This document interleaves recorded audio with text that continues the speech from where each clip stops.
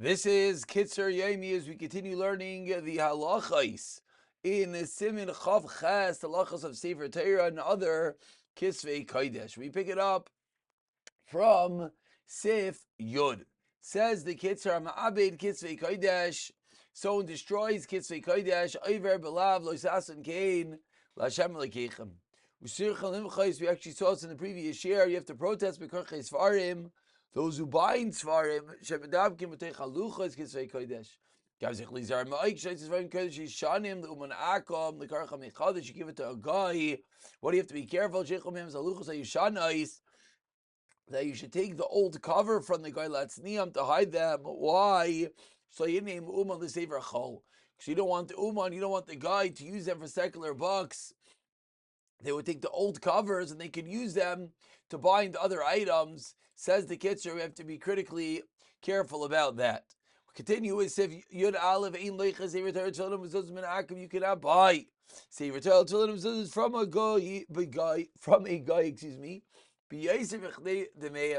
You're not allowed to pay more than their value. Why? Because you don't want them to be accustomed, like Gazlan, to steal our Sifrei Kodesh, but to buy them at the regular value, says the Kitzur Chayav and Liknos, of course you're obligated to do,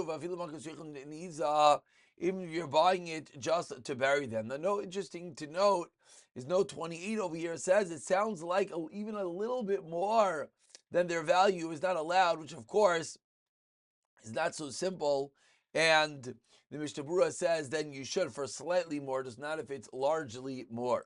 If the guy is seeking a high price, you should talk to him, but to persuade him, maybe you could get him down to market value. If he remains in his price, don't buy it, says the Taz.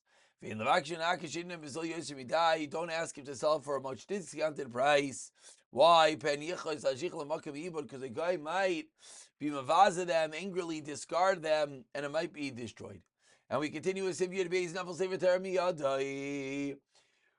If a Sefer Torah falls from one's hands, afilu b'nar tika, even while it's covered. Sarich lit anois. One must fast. Anyone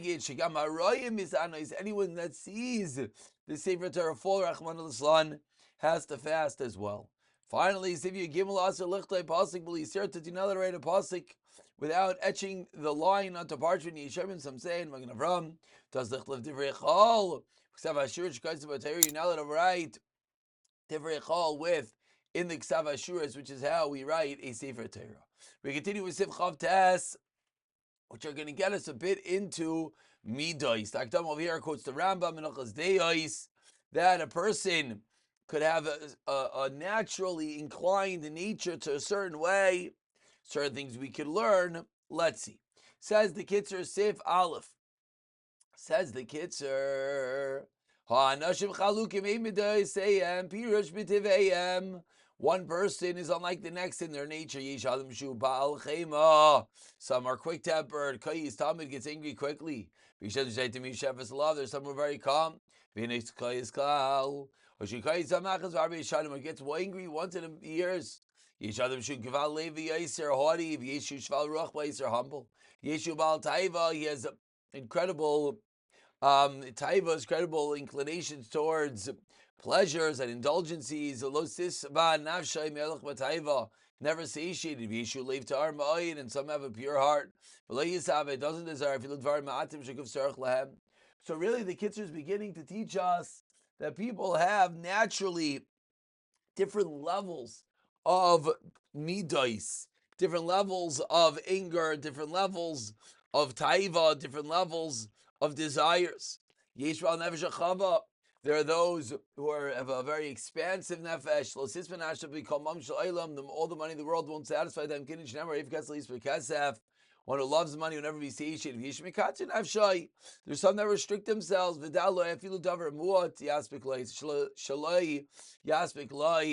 even a little bit of that does not satisfy most people. Doesn't want more than that. Yeshu b'saygas merav. There are those who afflict themselves with hunger. And he saves all his money. Mashu oichel mishalai oichel b'tzar. He eats painfully. V'sheishu shumafazer kol mamayinai. Can't spend a penny, and there are some that spend all their money. Chein b'chol midos v'deis. Says the kids are all midos all day. It's good mehoilel va'inain, to be frivolous and the opposite. Kilei v'shavea, stingy, generous, achzari v'rachaman, cruel and kind on dirachleva v'amitzleva v'chiyotze b'hen. So now continues the Kitzur. So that's the natural state that each one begins his life with.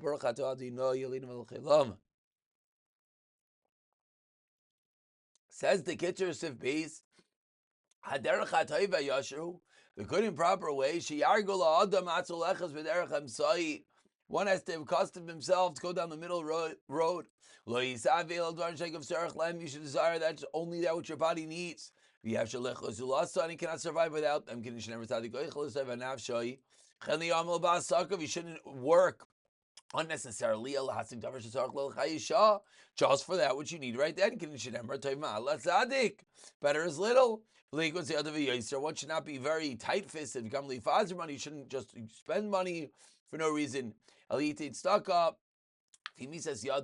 Rather, you should give stock according to his means, and lend money according to those for those who need.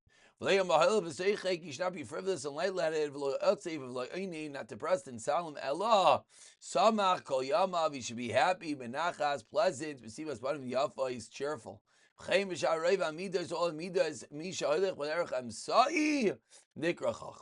says the Kitzur, there are many different ways, many different levels. What's the right way? To go down the middle path.